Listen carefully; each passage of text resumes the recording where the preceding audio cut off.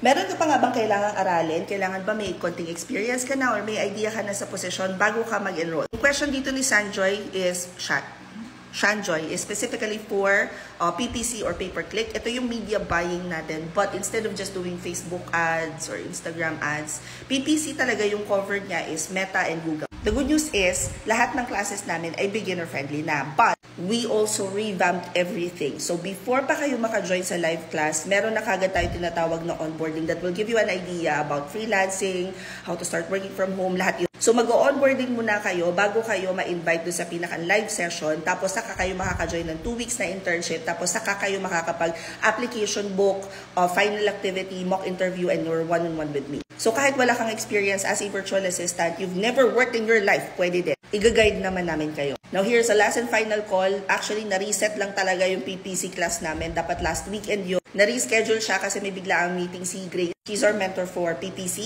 So again, last and final call. Magko-close na yung form ng media buying class natin, Wednesday, tomorrow at 12. If you guys wanna join, i-click nyo lang tong link sa bio ko. Pagkatapos,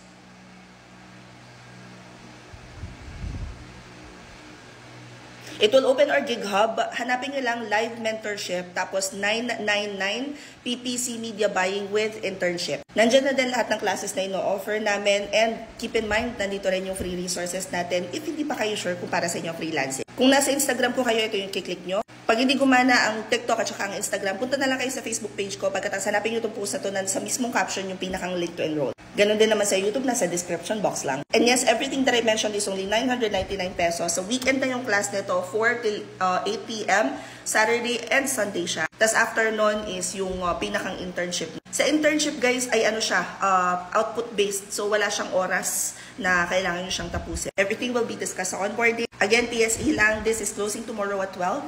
Hope this helps. Comment any questions you guys have about working from home. Follow for more work from home. Bye!